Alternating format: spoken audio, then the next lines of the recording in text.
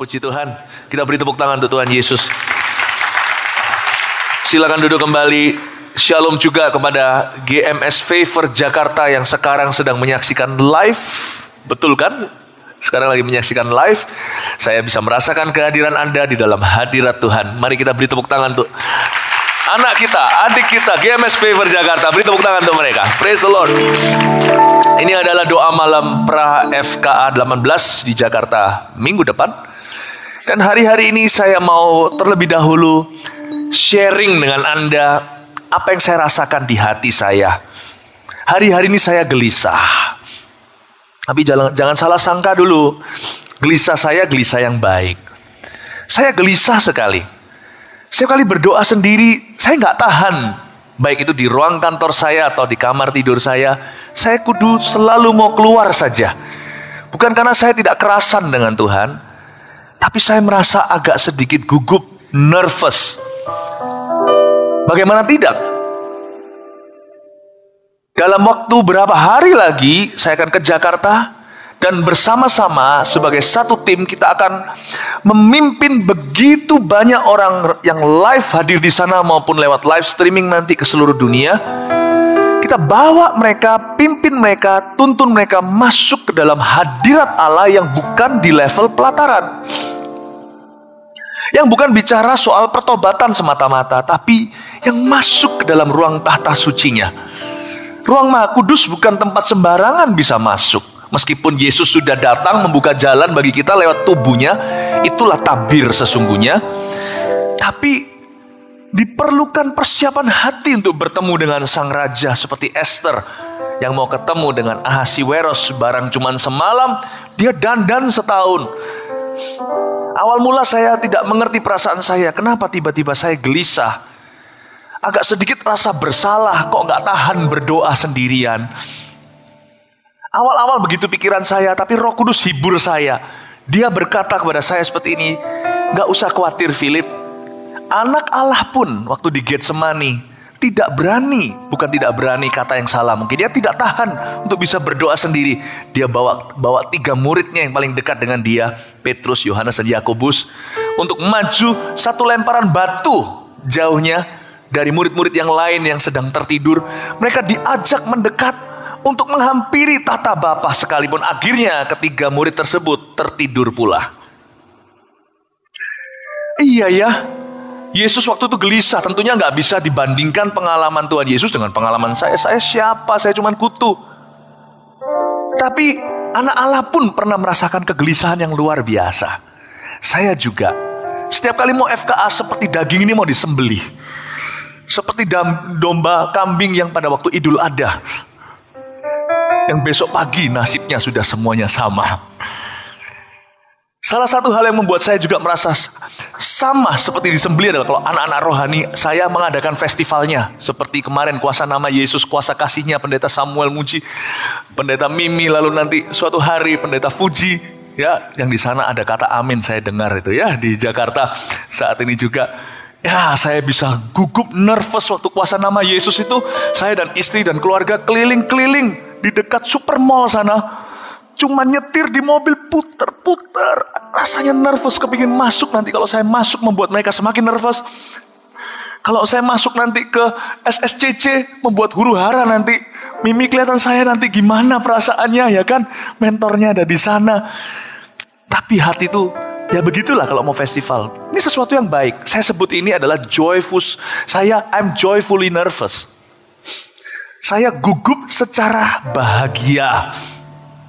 Harusnya begitu loh. Tuhan harus punya efek kayak gitu terhadap anak-anaknya. Siapa di sini yang sudah kenal Tuhan 20 tahun, Tuhan tidak lagi membuatmu gugup? Jangan-jangan suam-suam kuku lagi. Tuhan sudah dijadikan biasa. Pernikahan juga sama kan? Orang-orang yang sudah kehilangan kasih mula apa yang terjadi? Pegang tangan, sudah tidak ada setrumnya lagi. Pandang-pandangan, sudah tidak merasa mau semaput lagi. Udah biasa lu, jangan pandangin gua terus gitu. Ya, jadi risih gitu. Iya, sekarang dimarahin, dimaki. Dulu dicintai kalau melakukan itu. Kalau dipandang sedikit langsung GR hati. Sekarang, annoying sekali. Risih sekali. Ya, God still has that effect on me. Setelah 21 tahun saya melayani dia, melayani hadiratnya, Tuhan masih punya efek itu terhadap saya. Saya masih bisa gugup. Bukan cuman memimpin umatnya begitu banyak masuk ke hadirat suci, tapi juga seperti Imam Lewi memikul tabut perjanjian tersebut. Bukan tabut kotaknya yang perlu, tapi di atas tabut itu di perjanjian lama duduklah Allah pencipta semesta alam. Sekalipun dia tidak bisa diukur size-nya, dunia ini cuma tumpuan kaki, tapi dia mau mengidentifikasikan dirinya dengan umatnya di satu tempat, di satu waktu terhadap sekelompok orang. Dan dia bahkan mau dikotakkan di kotak perjanjian berapa hasta kali berapa hasta itu. Dia mau hadir di ruang maha suci, meskipun tempat itu kecilnya kayak kutu di hadapan dia. Apakah Anda mengira Kemayoran besok JI Expo di sana cukup besar menampung Allah kita? No. Allah hanya hadir kalau ada umatnya yang gugup. Mau datang kayak dulu yang cewek dulu loh, yang di sini sudah menikah waktu dikencanin pertama gitu. Gimana itu sama suaminya sekarang ini? Make up dari hijau mana ada lipstick hijau ya? Ya dari eyeshadow-nya, dari semuanya. Wah sudah sampai kita pakai lipstick aja salah. Aduh kesenggol. Jadi kayak badut begitu ya. Kepanjangan lipstiknya. Pokoknya hapus, tambal, ganti make up dan ganti baju. Hingga bibinya di rumah, pembantunya marah-marah semuanya. Lebaran gak mau kembali. Baju ditaruh gitu, gugup. Wow, kalau ada umatnya yang gugup, yang haus dan lapar, yang nervous dan berdoa, dia hadir. Dan kalau hadir, hai penyakit, siap-siaplah ada tanggal check out. Hai dosa, siap-siaplah cari kereta berikutnya lari ke neraka jam berapa. Hai kuasa gelap, siap-siap cari rumah di tempat gersang di hutan di mana tidak ada manusia. Sebab Allah melalui umatnya yang gugup, yang cinta hadiratnya, yang mempersiapkan diri seperti Esther, yang berdandan, yang sungguh-sungguh menyiapkan segenap hatinya untuk menghampiri dia, akan segera menjadi alat Allah. Allah akan memakai mereka untuk mengusir kamu semua. Hai penyakit, hai dosa, hai kuasa kegelapan. Amin. Saya ngomong begini, ini sebenarnya doa malam ini adalah masa-masa dimulainya training. Saya mau training Anda sebelum teknis, saya mau training Anda soal hadirat Allah dulu. Apa gunanya semua metode kalau tiang awan, tiang api tidak berserta dengan Anda di tengah-tengah Anda? Tidak ada metode yang pas bagaimana berjalan di tengah lautan. Tempat samudra yang banyak batu karangnya yang masih semuanya orisinil di zamannya Musa. Bagaimana dijalanin? Nanti hati-hati kalau ketemu karang yang warna hijau, jangan dipegang, itu racun apa segalanya. Nggak ada metode. Musa jalan saja. Jangan pernah menganggap FKA besok ini nomor 18 berarti kita sudah pengalaman 17 kali. Saya kasih angka supaya kita ingat setiap kali adalah kali pertama. Setelah 21 tahun, saya tetap nervous. Saya tetap grogi, bukan karena kurang persiapan. Banyak orang salah ngerti kalau saya menceritakan saya grogi, itu bukan karena saya kurang persiapan. Karena saya grogi karena saya takut. Tidak. Saya menunjukkan kelemahan saya untuk menunjukkan bahwa saya cuma mempelai biasa, mempelai wanita. Saya masih gugup untuk menerima kehadiran mempelai priaku. Saya ajak Anda punya hati haus dan lapar. Kalau enggak begitu, enggak ada gunanya semua metode yang ada. Gimana mendoakan ini itu, orang sakit gimana nengking setan. Tidak ada metode yang pas. Yang ada cuma hati yang pas. Hari-hari ini saya gelisah. Saya gelisah. Tadi dari kantor saya pulang, saya peluk anak-anak saya gelisah. Karena itu saya bersyukur sekali untuk kesempatan seperti ini, yaitu adanya doa malam kita bersama-sama. Bukan cuma bertiga, Yohanes, Yakobus, dan Petrus, tapi lebih dari 3 orang. Bahkan ada live streamingnya lagi sampai ke Jakarta. Kita sama-sama nih di kebaktian ini, kebaktian kita bisa berdoa bersama-sama. I was looking forward. Saya sangat menanti-nantikan hari ini, bukan untuk berkhotbah, tapi untuk sembahyang, untuk berdoa. Saya nantikan doa malam ini loh. Saya nantikan dari tadi. Karena membuat saya jadi kuat spiritnya untuk berdoa. Dalam kegelisahan, kenervesan saya. Dalam kemanusiaan saya. Saya tahu bahwa saya tidak sendiri. Ada orang lain yang sama-sama menghampiri tata Allah dengan sama hausnya. Dan mengharapkan mujizat untuk orang-orang lain. Dan orang-orang itu ada di doa malam ini dan ada di doa malam favor saat ini juga. Saya tahu Anda datang ke sini untuk berdoa untuk festival kuasa Allah. Katakan amin. Puji Tuhan. Ya, kasih tepuk tangan dong untuk Tuhan Yesus. Saya mau bicara soal hadirat Allah sekarang. Mari kita buka sama-sama di Mazmur pasal 15 ayat yang ke-8. Mazmur 16 ayat 8. Oh, haleluya.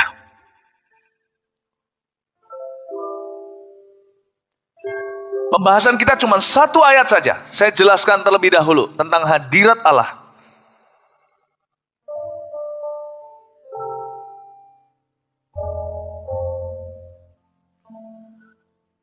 Karena memang hari-hari ini kita juga sedang di dalam pengajaran kitab Kisah Para Rasul di Kebaktian Pusat.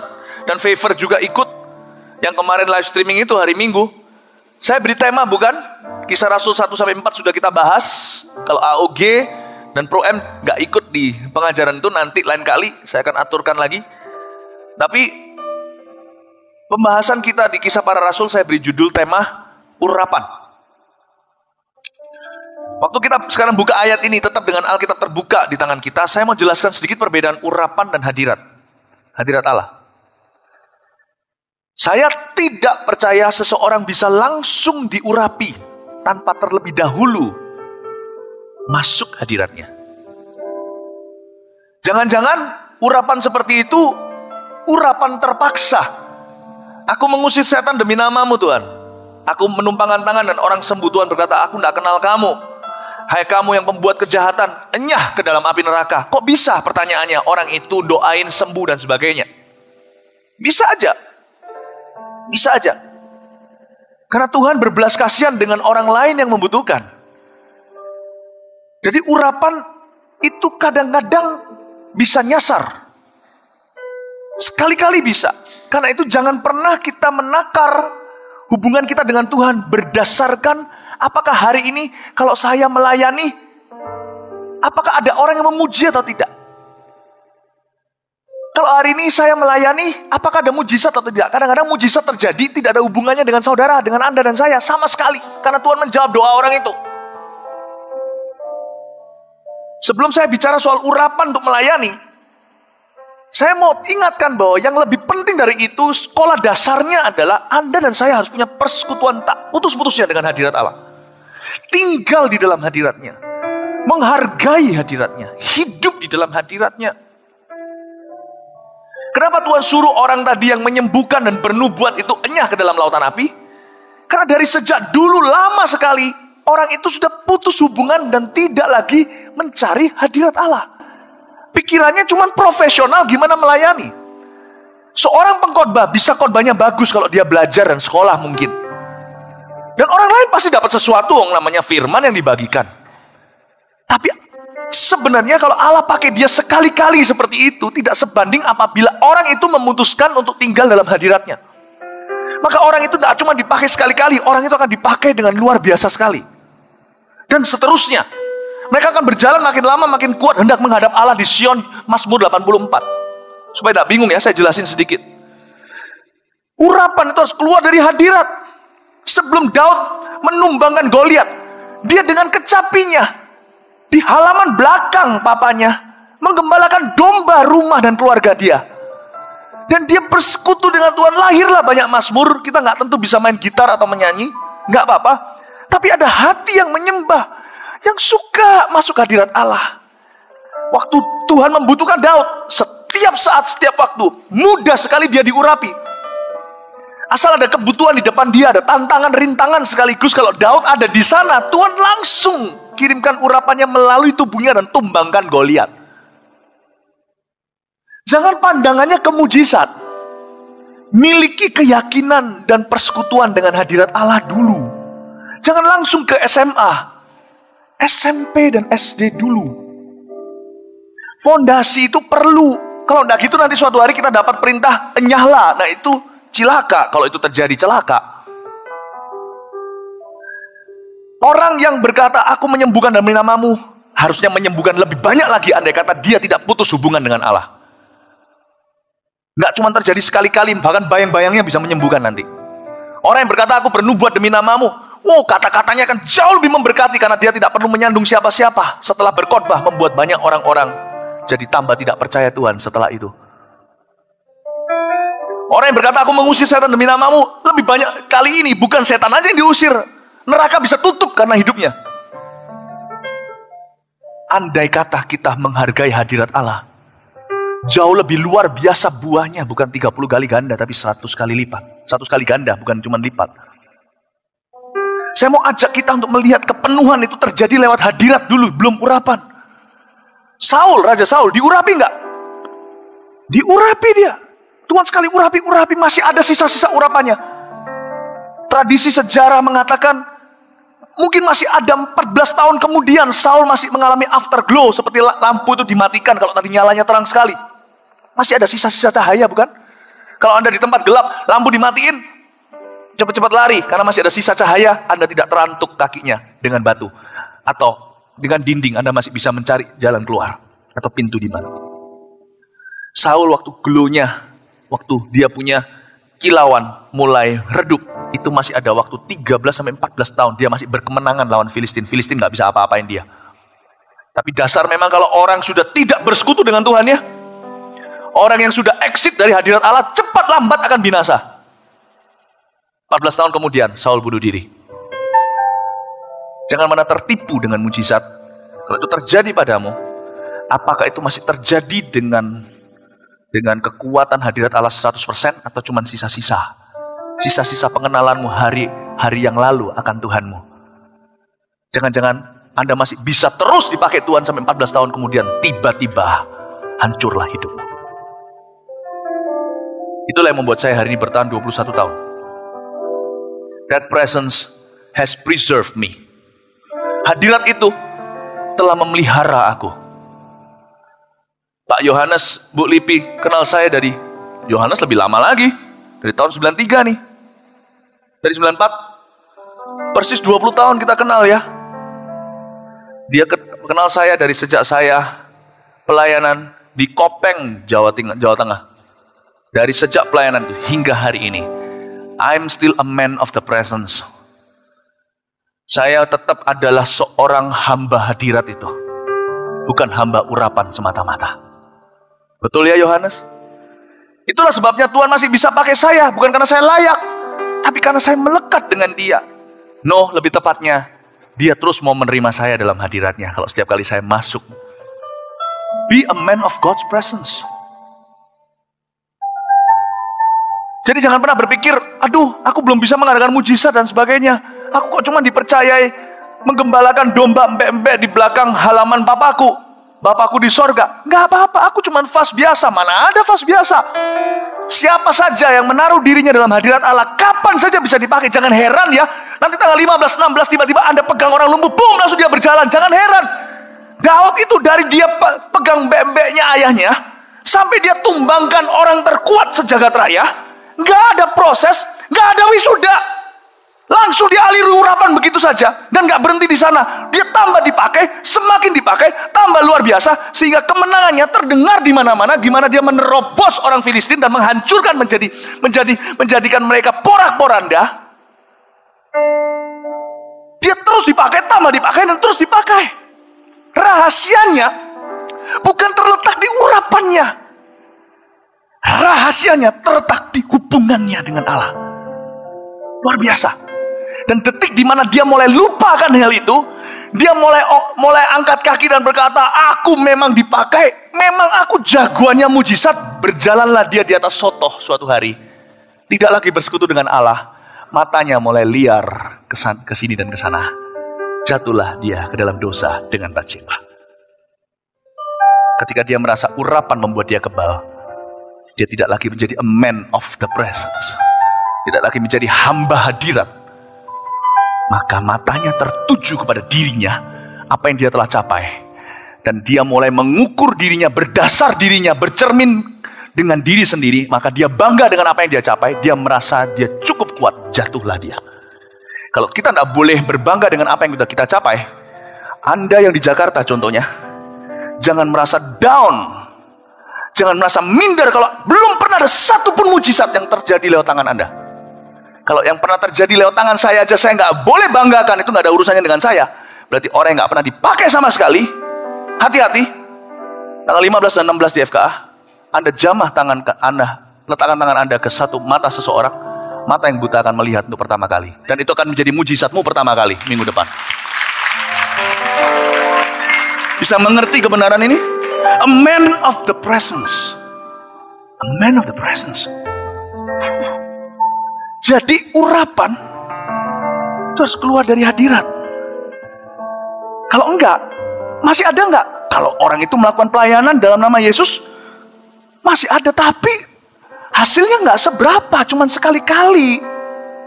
Enggak bertubi-tubi pemakaian Allah dalam hidupnya, atau bertambah-tambah. Enggak multiplikasi, cuman sekali-kali.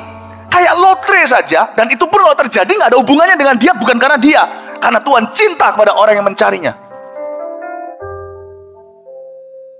Itu yang disebut oleh Paulus kan. Banyak orang memberitakan Injil dengan maksud yang palsu, tapi aku tetap bersuka cita. Di Filipi dia katakan, kenapa? Karena tetap gimana pun juga Injil diberitakan. Paulus yang sama mencatat di kitab Roma berkata seperti ini. Pasal 1 ayat 16, aku punya keyakinan kokoh akan Injil. Karena Injil itu kekuatan Allah untuk menyelamatkan. Lewat mulut domba, lewat mulut gembala, atau lewat mulut babi pun. Mutiara tetap mutiara, berlian tetap berlian, Injil tetap menyelamatkan. Jadi kalau sampai terjadi seseorang yang tidak bersekutu dengan hadirat Allah, yang malas-malasan, seseorang yang tidak pernah sungguh-sungguh menghargai hadirat Allah, tidak mencari, tidak haus, tidak nervous, mulai asal-asalan, kalau terjadi sesuatu orang diselamatkan lewat mulutnya karena Injil yang dia beritakan dengan maksud palsu sekalipun, kalau ada orang selamat, itu nggak ada hubungan dengan orang si pemalas itu, nggak ada hubungan sama dia, nggak ada. Itu karena Tuhan mencintai orang yang mencari Injil itu, dan karena Tuhan setia dengan Injilnya sendiri. Tapi kalau orang tersebut, si pemalas tersebut jadi rajin, dia datang ke doa malam seperti ini, dia datang ke doa FKA, kita berdoa dengan sengaja. Mujizat nggak boleh lotre, mujizat harus disengaja. Itulah sebabnya diadakan FKA. Itulah sebabnya kita juga nggak bisa main dengan nasib. Ya nanti kita lihatlah, case share whatever will be. Kita lihatlah, gua lihat nantilah. Minggu depan kalau terjadi mujizat, ya fine, ya luar biasa kan. Kalau mujizat terjadi kan Tuhan nggak perlu dibantu. Kalau Tuhan mau lakukan, ya silahkan kan. Nggak bisa gitu. Itulah sebabnya kita adain doa malam begini. Untuk pelatihan, untuk doa, untuk ingatkan puasa. Karena kita nggak mau jadi si pemalas itu, yang sekali-kali dipakai dan secara lotre. Dan kalau dipakai, dia nggak ada peran sama sekali. Itu cuma untung-untungan. No way. Kita mau jadi si rajin yang mencari hadirat itu, dan ketika kita ditemukan di tempat yang tepat, berhadapan dengan seseorang yang membutuhkan, kita bisa menjadi saluran aliran urapannya yang baru. Amin. Posisi kita ini pasif. Saya posisinya pasif juga selama ini dipakai Tuhan. Saya cuman berdasar ketaatan saja. Itulah satu-satu yang bisa lakukan bersama dengan Tuhan. Sisanya Tuhan sudah selesaikan di kayu salib. Dia berkata sudah selesai, finish, gak bisa ditambahin lagi. Cuma satu, ketaatan karena kasih. Dan itu membuat saya punya kaki selalu pergi ke tempat yang tepat, di waktu yang tepat, ketemu sama orang tepat, akhirnya jadi alat yang tepat. Taruhlah dirimu sebagai seorang hamba hadirat Allah, persis di tengah-tengah hadiratnya setiap waktu. Maka ketika dia perlu, mudah sekali listriknya mengalir melaluimu. Saya minta ketika Anda berhadapan dengan area orang sakit, ketika Anda doakan, jangan Anda berpikir, aku belum pernah lakukan ini. That's a sinful thought. Itu adalah pikiran dosa. Karena kalau sampai ada yang sembuh, Anda bisa mengira bahwa karena Anda hebat, karena iman Anda. Petrus sendiri berkata, kenapa kalian melihat saya dan Yohanes seolah-olah kesalehan dan kekuatan kami membuat orang ini berjalan? No, iman dalam nama Yesus. Dia gak jelaskan lebih lanjut imannya dia atau iman si lumpuh. Pokoknya iman dalam nama Yesus gak masalah, yang penting Yesusnya itu subjeknya. Jangan pernah berpikir seperti itu.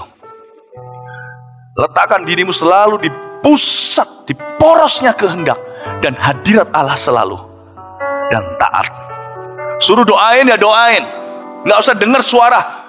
Kalau memang di tag Anda ditulis pendoa, doain. Kita gak perlu minta Menteri Perhubungan. Menteri Lalu Lintas datang beritahu sama kita ketika kita punya mobil berada di berada di bawahnya lampu merah. Kalau ada hijau, jangan membuat kerusuhan di jalan raya, apalagi di Jakarta, tambah jadi macet total. Karena gara-gara ada satu orang menunggu konfirmasi telepon dari menteri lalu lintas. Kalau hijau itu berarti jalan. Kalau memang sudah kelihatan hijau, jalan bro. Kalau sudah ada tulisannya pendoa, you are at the center of God's will for a miracle for somebody. Anda berada di dalam pusat hadirat kehendak Allah untuk sebuah mujizat bagi orang lain. Yang persis depan Anda yang harus Anda layani. Jangan pilih-pilih. Suruh angkat kursi, angkatlah kursi. Tapi kalau Tuhan suruh Anda melakukan mujizat, lakukanlah.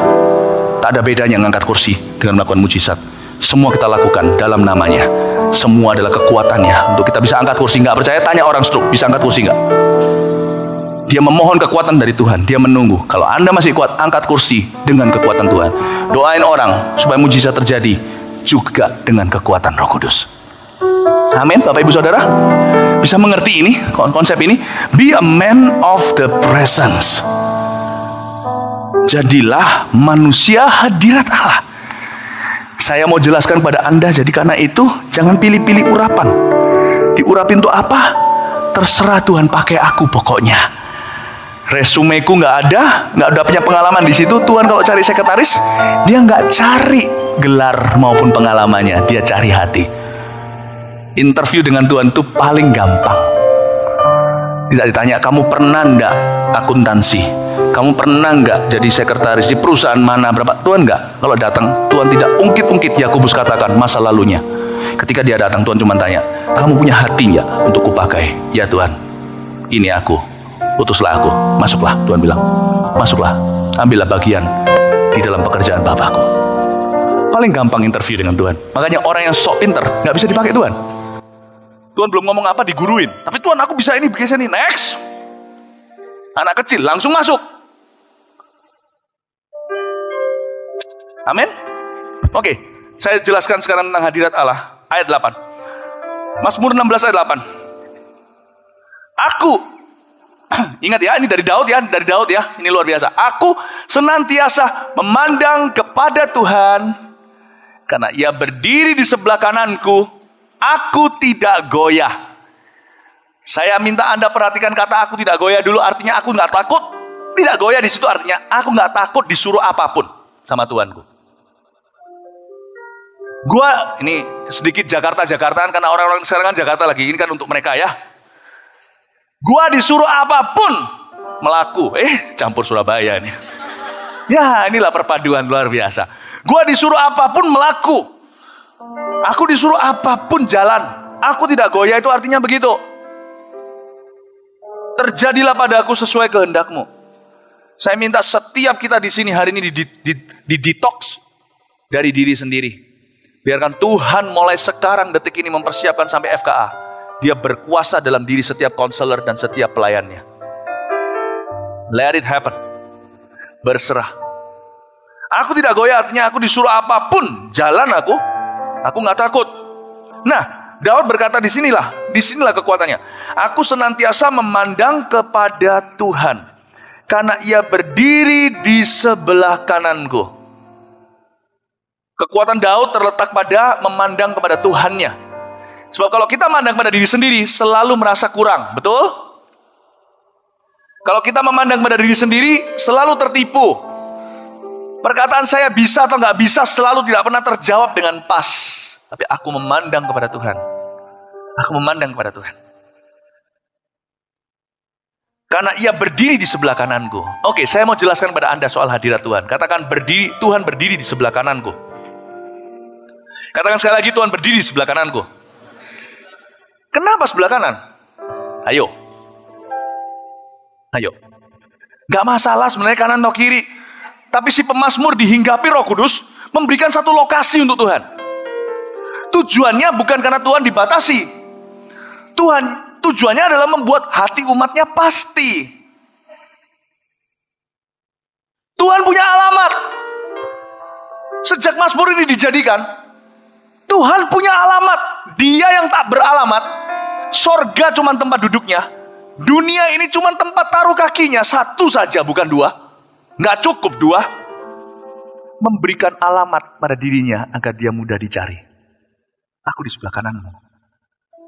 Amazing ya. Tuhan mau di lokasi itu loh. Kok mau ya? Dengan kata lain, mulai hari ini, Anda jangan lagi, kata Roma, merengek-rengek, minta siapa, bertanya siapa yang bisa menarik Tuhan turun dari sorga. Siapa yang bisa mengangkat dia dari tempat orang mati. Firman itu dekat padamu, dia ada di mulutmu. Roma pasal 10. Saya mau jelaskan pada Anda, satu, cara kita berhubungan dengan hadirat Allah atau cara kita mengerti hadirat Allah. Satu, terimalah hadirat Allah sebagai kebenaran dalam kehidupan anak-anaknya. Satu, kebenaran.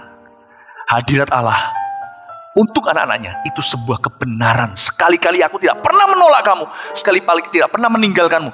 Gak peduli apapun yang kau rasakan hari ini. Aku merasa Tuhan sudah pergi dari hidupku. Gak peduli apa perasaanmu. Terimalah dulu hadirat Tuhan sebagai fakta. Fakta gak bisa berubah. 1 tambah 1 tetap 2. Apakah Anda masih merasa 1 tambah 1 itu cuma 1? Itu perasaanmu, faktanya 2. Hari ini Anda mata kemasukan debu.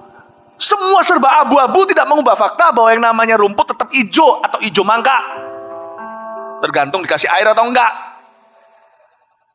Nggak ada rumput itu yang namanya ungu, itu barni. Sekalipun Anda lihatnya abu-abu, kalau sampai itu terjadi, pergilah ke dokter mata. Ditetes dulu. Kalau enggak, mungkin diperiksain dengan lebih benar, lebih sungguh-sungguh. Kalau sampai rumput di mata Anda dan mataku abu-abu, bukan rumputnya yang salah, matanya yang salah. Kalau sampai di sini ada yang merasa Tuhan sudah tidak bersama dengan aku nggak merasa hadiratnya. Orang lain rebah jatuh, aku setrum pun nggak ngerasa. Mau ngerasa setrum? Udah, saya berhenti di sana. Kalau sampai kita nggak merasa, kita berkata, aku yakin seyakin-yakinnya Tuhan sudah lenyap dari hidupku. Kau yang salah, bukan Tuhan. Karena hadirat Allah itu kebenaran. Kebenaran nggak berubah-ubah. Langit dan bumi bisa berlalu, 1 iota kebenaran itu pun. Apalagi kebenaran soal hadiratnya di tata sucinya, itu nggak bisa berubah. Karena itu identitas Allah sendiri. Kalau kebenaran yang lain bisa berubah pun, kebenaran ini yang terakhir dalam antrian untuk diubah. Karena Allah tidak bertukar bayangan. Kalau dia berkata, aku hadir dalam hidup anak-anakku, aku gak pernah menolakmu. Kalau engkau percaya Yesus adalah Mesiasmu, aku gak akan pernah meninggalkanmu senantiasa sampai akhir zaman. Terimalah itu sebagai fakta. 1 tambah 1 sama dengan 2. Terimalah itu. Gak perlu dipikirin, gak perlu digumulin, gak perlu minta peneguhan, gak perlu minta pengalaman. Amin. Tuhan di sebelah kananku. My goodness. Dia gak lari, gak. Dia tetap di sebelah kananmu. Lalu yang kedua, bagaimana cara kita berhubungan atau mengerti hadirat Allah? Ini akan berhubungan nanti dengan FKA. Saya beri Anda fondasinya. Ini kayak training mujizat dalam waktu sekejap. Cuma dalam waktu 1 minggu semua mengerti. Ini luar biasa. Menciptakan pembuat mujizat dalam sekejap mata. Anda tidak perlu mengalami 4 tahun seminari. Sekali khotbah ini Anda harus langsung seperti orang sudah diwisuda dari sekolah teologi. Selamat. Yang kedua, terimalah hadirat Allah itu sebagai, yang pertama sebagai kebenaran kan? Fakta kan? Yang kedua, setiap pengalaman dengan hadirat Allah itu penghiburan. Yang pertama adalah kebenaran, kedua penghiburan. Hadirat Allah ada macam yang kedua. Yang pertama adalah fakta. Itu nggak perlu Anda merasa. Yang kedua, ini bisa merasa. This is the tangible presence of God. Ini hadirat Tuhan yang dinyatakan. Saya sebut itu penghiburan. Karena dari waktu ke waktu, kita pasti akan merasakannya. Tuhan itu baik. Hadirat Tuhan nggak pun cuma sekedar pengetahuan. Karena di level pertama sebagai fakta, dia pengetahuan. Dan pengetahuan perlu loh. Siapa bilang di sini pengetahuan nggak perlu? Kita butuh. Kalau kita nggak punya pengetahuan yang benar, kita pun perbuatannya akan salah. Ekspektasinya akan salah melulu. Kita harus punya pengetahuan dulu. Hadirat Allah itu adalah fakta, itu kebenaran nggak bisa berubah. Seperti fakta, bahwa dia selalu bersama dengan saya. Yang kedua, hadirat Allah juga bisa saya rasakan sebagai penghiburan. Saudara tahu nggak? Dari waktu ke waktu, Tuhan akan izinkan Anda mengalami hadiratnya. Mungkin di tempat sendiri ketika Anda sendirian, atau waktu Anda di gereja, atau di tempat umum sekalipun, saya pernah merasakan semuanya itu. Saya mau beritahu, di sini dikatakan Tuhan berada di sebelah kanan. Anda pernah baca nggak ayat-ayat di mana Tuhan menjelaskan sekarang dari sisinya beliau? Aku memegangmu dengan tangan kanan. Kok bisa ya? Kok kanan be kanan ya? Agak nggak match loh nih. Bisa kesini sebentar. Ya nggak mau ya sudah. Sini. Kalau saya panggil langsung, nggak boleh ini, ya. Bayangin, kalau manusia panggil pun cepat, kalau Tuhan panggil, kalau kita mungkir, nggak akan. Sebelah kanan. Kalau contohnya, Ko Philip berdiri di sebelah kananmu. Betul, ini sudah posisi kita, betul? Dan memegangmu dengan tangan kiri dong. Pasti ada sesuatu yang salah tuh. Tapi Tuhan selalu kalau pegang dengan tangan kanan. How come? Pernah mikir nggak? Karena dia pegangnya begini. Nggak apa-apa lah, jangan, tenang aja. Dia tidak pernah berada di sampingmu, dia selalu berhadapan denganmu. Dia selalu menoleh untuk tangan kanannya memegangmu, sementara dia berada di sebelah tangan kananmu. Dia harus menoleh, seolah-olah merangkul, berhadap denganmu, mendekat kepadamu. Our God is a personal, intimate God. Terima kasih. Tuhan berkati. Lain kali, maju langsung kalau saya minta. Amin, kasih tepuk tangan dong. Ini dia nervousnya bukan main ini. Itu namanya joyful nervousness. Anda bisa mengerti? Karena Tuhan itu senang sekali dari waktu ke waktu menghibur anaknya dengan sebuah pengalaman dengan hadiratnya. Supaya anaknya yang tinggal di dunia ini, karena Allah memang gak kelihatan, dia roh kan. Tuhan tahu bahwa sekarang hidupku bukannya aku lagi, tapi Yesus dalamku. Hidup yang kuhidupi sekarang, kuhidupi dengan iman di dalam Dia yang mengasihi aku, anak Allah yang mengasihi aku. Dia tahu bahwa kita itu iman tanpa melihat. Tapi dari waktu ke waktu, karena Dia adalah Allah yang intim, Allah yang pribadi, Dia ingin memberimu pengalaman yang baru. Untuk dari waktu ke waktu mengingatkan dan menghiburmu, menguatkanmu. Meskipun pengetahuanmu sudah benar, dari waktu ke waktu Tuhan sirami pengetahuan itu dengan pengalaman, dengan harapan supaya engkau dihibur. Jadi jangan pernah ada orang yang menghakimimu di gereja dan berkata, kenapa kamu nangis tadi? Jadi Anda malu, Anda justru usir hadiratnya dengan berkata, lain kali jangan begini lagi. Nangis, nangislah, orang sebelah gak ngerti. Ya sudah, wong penghiburan tuh Tuhan tujukan ke Anda kok, bukan orang sebelah Anda kok. Hadirat itu kalau diberikan, sambutlah, itu kan bertambah-tambah. Itu penghiburan. Penghiburan itu sifatnya seperti pewahyuan. Ketika terjadi saudara, kita merasa seolah-olah baru tahu kalau Tuhan itu hadir di hidup kita. Itu loh. Sama dengan khotbah. Kalau khotbah itu diurapi sama Tuhan. Ketika Anda dengar itu seolah-olah itu kebenaran kayak baru. Padahal kalau dipikir-pikir lagi, itu semua sudah ada di dalam kategori pengetahuan yang kau miliki loh. Nggak ada yang baru loh. Ketika pewahyuan diberi, mata disingkapkan, Anda seperti mendengarnya untuk pertama kali. Wow, aku nggak pernah tahu seperti ini. Padahal Anda sudah tahu terus terang. Dalam pengetahuan Anda nggak ada yang asing. Sebagai anak Tuhan, Anda pegang Alkitab, Anda sudah tahu segala sesuatu. Karena itu Paulus berkata, kalau orang yang dipenuhi sama Roh Allah tidak dinilai, dia menilai segala sesuatu malah. Kadang-kadang Tuhan kasih pengalaman gitu. Saya pernah ngalami di tempat publik, tempat umum, saya pernah ceritakan dulu. Saya berada di kota Batu, dekat Malang. Saya dengan teman-teman, tiba-tiba saya dielus-elus. Kepala saya itu dielus-elus, saya kira ini rumah ada hantu. Tapi kok setiap kali saya dielus, saya merasakan damai. Gak mungkin hantu memberi damai. Gak percaya tanya sama si Mbak Yul. Yang ngesot-ngesot itu membuat hati jadi gelisah. Gak mungkin, dan setiap kali saya dielus-elus begitu, saya merasa seperti ingin sekali injilin, peluk teman-teman saya yang di depan saya itu, saya mau injilin mereka. Waktu itu saya sama teman-teman yang belum kenal Tuhan, saya masih adalah anak Tuhan yang baru lahir baru. Saya dielus-elus. Dan kenapa teman-teman saya yang lain gak ngalami? Gak apa-apa. Tuhan sedang hibur anaknya Philip ini yang barusan ngalami kelepasan 40 hari di Vancouver, Kanada.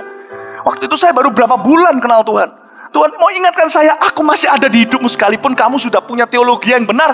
Aku selalu hadir, gak pernah menolakmu. Tapi sekarang ini, anggaplah sebagai kado, kasih karunia. Aku memberimu pengalaman ini. Untuk dari waktu ke waktu, aku muncul. Tara, aku masih di sini. Berapa mil kemudian dalam hidupku, berapa bulan kemudian, atau tahun, atau minggu, dia akan, Tara, aku masih di sini. Tuhan mau kita selalu dekat dan intim dengan Dia.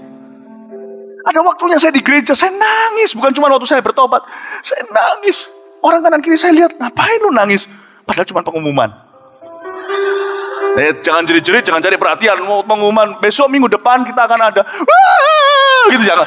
Kalau yang seperti itu, hamba Tuhannya seharusnya bijaksana. Berkata, tolong reda sedikit, masuklah ke kamar. Orang doa atau gimana? Saya enggak, tapi saya nangis. Teman saya tanya, ngapain? Rasakan hadirat Allah. Wow, itu penghiburan. Allah memberikannya kepadamu. Nantikan itu di FKA. Bukankah FKA singkatan dari Festival Kuasa Allah? Bukan berarti kuasa Allah diperlombakan. Festival dari kata feast atau memberi perjamuan. Tuhan memberi perjamuan for free. Dunia boleh bagi-bagi sembako. Kenapa kita kalau mengadakan festival kok dikritik orang? Dunia bisa kasih kembali sembako. Tuhan kasih sesuatu yang lebih dari sembako. Tubuhnya. Roti hidup itu diberikan cuma-cuma.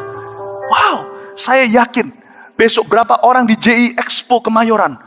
Berapa ribu orang yang hadir. Berapa ribu juga semuanya berjumpa dengan hadirat Allah secara pribadi. Masing-masing dapat kado tersendiri. FKA bukan cuma soal kesembuhan. Yang membuat saya nervous, kenapa? Kalau cuma mujizat gampang. FKA itu adalah pertemuan. Jumpa dengan Tuhan satu persatu. Wow, dan kita ditaruh di tempat center. Untuk membuat semua itu terjadi.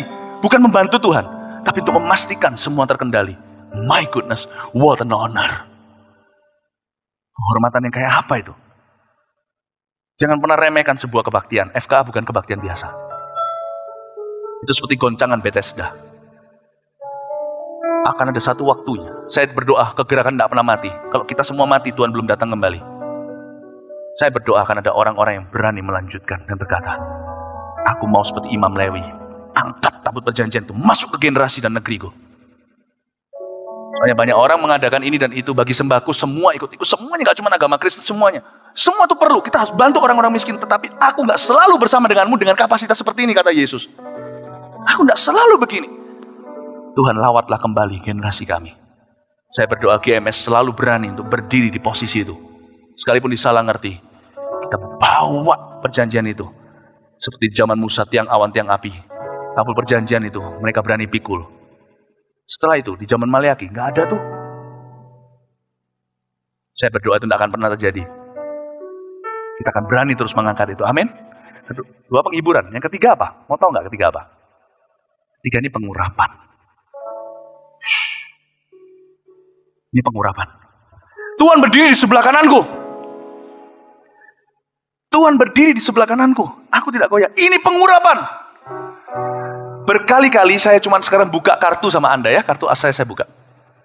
Waktu saya pelayanan, berkali-kali orang yang melewat, saya sendiri kadang-kadang gak menyadari ketika berpapasan dengan orang atau apa kayak. Saya pernah berapa kali diizinkan Tuhan untuk melihat secara langsung seperti seolah-olah seseorang berjalan di sebelah saya. Saya ngerasakan waktu saya pelayanan di FKA berkali-kali saya buka kartu asing. Di waktu saya berada di atas mimbar, ada waktunya saya berkata jalan hati-hati. Saya merasa di sebelah saya ada yang jalan. Itu adalah pengurapan saya. Dalam bentuk hadirat Allah yang jalan di sebelah kanan saya. Untuk melayani bersama dengan saya, melalui saya. Pernah sekali saya datang di sebuah tempat, orang yang jalan di sebelah kanan saya rebah. Saya terkejut di Kaohsiung contohnya. Nggak cuma kanan kiri, jangan pernah berkata Tuhan fanatik dengan sebelah kanan. Enggak loh ya. Semua mata arah angin timur, barat, utara, selatan milik Tuhan. Saya masih ingat waktu itu suatu hari saya di Kaohsiung, waktu saya jalan melewati itu orang-orang di jamaah Tuhan. Saya nggak tahu ada bayang-bayang nggak waktu itu. Saya nggak mau tiru-tiru, tetapi yang pasti di ruangan itu hari itu mungkin saya nggak kelihatan bayang-bayang gimana, tapi where I walk, he walked. Pelayanan itu indah, pengurapan itu. Pengurapan mengubah dari seorang disciple menjadi apostle. Saya tidak mengajarkan kita semua jadi rasul, tapi kita semua, apalagi gereja kita visinya adalah kerasulan. Mengubah seorang disciple jadi apostle. A disciple, seorang murid, itu mengikut Yesus. Seorang rasul itu tidak berubah hierarkinya loh ya. Tetap Yesus adalah master atau tuannya. Kita hamba ya. Tapi Yesus ikut rasul-rasul itu. Ketika di mahkamah agama, semua orang di mahkamah itu berkata, mereka melihat Petrus dan Yohanes sebagai pengikut Kristus. Dalam bahasa aslinya, mereka melihat kemiripan dengan Yesus. Mereka bisa melihat Yesus ngikutin mereka. Saya masih ingat pada waktu di Kaohsiung, bertahun-tahun yang lalu, saya jalan itu orang rebah, puk. Saya kaget, saya cuma jalan, jadi takut jalan. Tuhan, saya bilang, Tuhan kau lakukan ini untuk apa? Untuk tunjukkan aku atau mereka? Tuhan bilang, none. Ada waktunya di mana kita melayani, kita harap seperti itu terjadi kan. Saya juga nggak mulainya langsung gitu. Saya melayani Omar Reed Brooks, saya masih ingat. Seorang yang selalu tolak Injil yang saya bawa di rumah Jompo, Kanada. Saya harap kalau bisa Tuhan langsung muncul itu, langsung buat dia tobat gitu loh. Kalau memang Tuhan ada di sebelah kananku, muncul dong, langsung tobatin dia dong. Mulut kurang ajar berbicara seperti itu. Saya berkata, Tuhan, sekalipun aku tidak melihat, aku percaya. Saya layani Omar Reed Brooks 2 tahun. Dia nggak komentar apa-apa. Layani nggak bisa. Setiap kali saya capek, Tuhan bilang sama saya ayat ini, aku di sebelah kananmu. Tapi saya berkata dari tadi di sebelah kanan, tapi kok engkau lah tolong aku kan gitu kan. Kepinginnya kan begitu, langsung muncul kan beres. Malah ada suster di sana yang ateis banget di Kanada. Masuk tahu saya nyanyi-nyanyi dengan gitar lagu God is so good. Dia tertawa dan berkata, don't believe nonsense. Bisa punya hati teganya gitu loh. Orang Indonesia kan minimal kalau gak suka kan simpen di hati. Ngomong di belakang. Ini ngomong di depan. Ngomong sama Omar Reed Brooks-nya. Dia berkata, Ellen Reed Brooks. Dia berkata, don't believe such a nonsense. Malah diberitahu gitu, saya kepinginnya langsung, saya liatin dia. Saya tunggu, dia jangan-jangan dia rebah kayak Anania Safira. Karena Tuhan barusan aja sebelum dia masuk, ngomong sama saya, aku berdiri sebelah kananmu. Tekun Philip, 2 tahun, tekun 2 tahun. 2 tahun itu saya suruh tekun. Nggak rebah, nggak apa, malah tertawa pergi. Dan Omar Reed Brooks berkata, Philip, go home. Katanya Tuhan di sebelah kananku. Sebelum beliau meninggal, beliau cerita. Setiap kali saya pelayanan, dia melihat satu orang. Orang tua itu kan kayak anak kecil. Ternyata nggak seperti orang muda. Orang muda kan banyak kehidupan di dalam tubuhnya. Bersyukurlah kalau masih muda. Barusan aja kerasa sesuatu. Langsung keluar rumah, kos-kosan semua tahu. Tahu gak ya? Aku tadi berdoa. Pertama kali dalam hidupku. Mulai kerasa geringgingan di sini. Langsung jadi pengalaman supranatural di seluruh kos-kosan. Semua orang berkata, wow. Omar Reed Brooks tuh. 2-4 tahun tuh. Ternyata setiap kali saya melayani. Dia melihat ada Yesus di sebelah kanan saya tersenyum dan liatin dia. Nggak ngomong sama saya sampai mau mati. Capek kali kalau mau ngomong harus keluarin dulu gigi palsunya. Kan pakai gigi palsu. Kelihatannya cuek-cuek begitu. Ternyata selama itu Tuhan setia sama saya. Omar itu dapat vision. Lihat Yesus di sebelah saya katanya. Dia berkata, aku lihat Yesus. Dia lihat satu orang tampan sekali. Manis sekali. Cara dia menjelaskan, beliau menjelaskan, he is very sweet. He's always, dia tunjuk di sebelahmu situ. Setiap kali nyanyi-nyanyi, ikut tepuk tangan seperti ini. Ngajari saya tepuk tangan. Makanya saya tepuk tangan begini. Sampai susternya masuk, baru saya usir kamu. Paham maksud saya? When God is on your side, He's your strength. Karena itu kalau doain orang sakit, jangan lihat kondisinya. Itu kanker perutnya udah besar. No! Lengkapi dirimu dengan pedang firman Allah. Ingat, memorize the scriptures. Ingat, ada baiknya menghafal ayat-ayat itu sebelum FKA. Ketika Anda doakan dia, Anda percaya Tuhan ada di sebelah kananmu. Jangan berdoanya berseru-seru kayak dia di sorga. Dengar gak? Tuhan, dengar gak? Gak. Tolong. Jangan. Kalau doa, pastikan Anda ngomong sama Tuhan itu seperti seolah-olah memang demikian. Tanya Omar Reed Brooks, gak usah lah. Tanya, lihat firman sendiri tertulis, itu fakta. Dia di sebelah kananmu. Kalau doa, berdoalah dengan keyakinan dia dengar.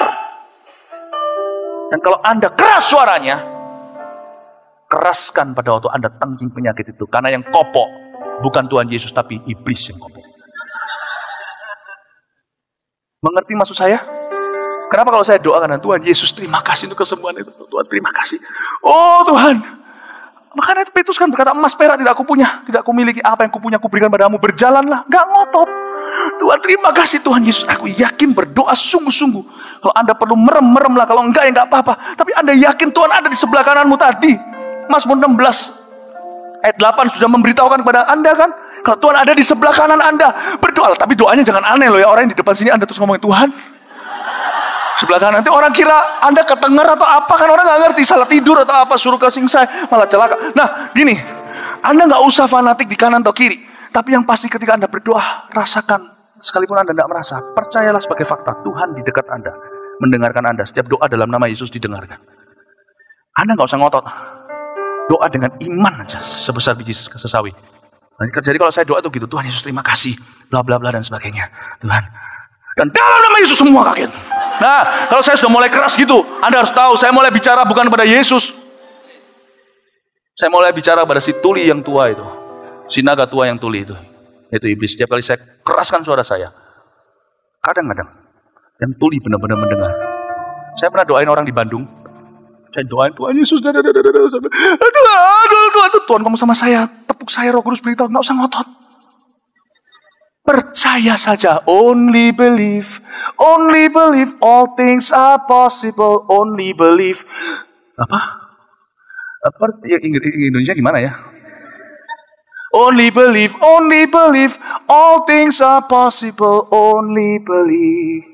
Ku percaya, semuanya bisa ku percaya, segala sesuatu mungkin pokoknya, ku percaya.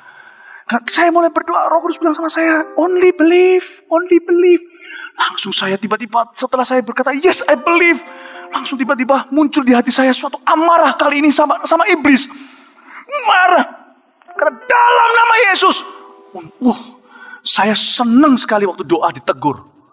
Ditegur sama orangnya. Aduh keras dia bilang. Ini orang tuli ya. Dia bilang, kenapa? Keras dia bilang. Teman itu saudaranya bilang itu keras. Akhirnya si tuli berkata terlalu keras. Untuk pertama kali dia dengar. Lalu saya tes dengan alfabet tentunya. ABC dan sebagainya. Saya tes dengan ini, tes dengan itu. Itu FKA pertama saya tanpa FKA. Di sebuah tempat terpencil di Bandung. Satu orang terima Yesus. Setelah itu keluarga papa saya, cicinya terima Yesus. Andrew tahu kan cerita itu? Itu ponakan saya di sebelah sana, tahu. Yang saya maksudkan adalah tantenya yang terima Tuhan, omnya yang terima Tuhan, saudara-saudara saya hari itu. Pertama kali yang breakthrough di keluarga dari papa saya, dan karena mujizat tuli di Bandung itu yang sembuh. Ketika saya keluar suara keras, setan ngerti. Roh tuli itu ternyata tuli beneran. Kalau kita kerasin, dia lari. Karena itu kalau tenging setan jangan, justru kalau sama Tuhan ngotot, Tuhan, ayo Tuhan sembuhkan. Tuhan, masa Tuhan nggak mau sembuhkan, malah kasih keluhan-keluhan segala seolah-olah Tuhan itu keberatan. Tapi kalau sama setan, pergi ya. Yang kasar sama setan. Sama kanker yang kasar, tapi sama pasien yang lembut. Sama Tuhan yang hormat. Selamat datang dalam urapan. Anda sudah diurapi tanpa Anda sadari. Mari kita semua bangkit berdiri. Haleluya. Anda belajar sesuatu? Satu sebagai kebenaran, kedua sebagai penghiburan, pengalaman pribadi, ketiga sebagai pengurapan. Anda sudah siap untuk di FKA. Yang di Jakarta juga katakan, amin. Puji Tuhan. Kasih tepuk tangan untuk Tuhan Yesus.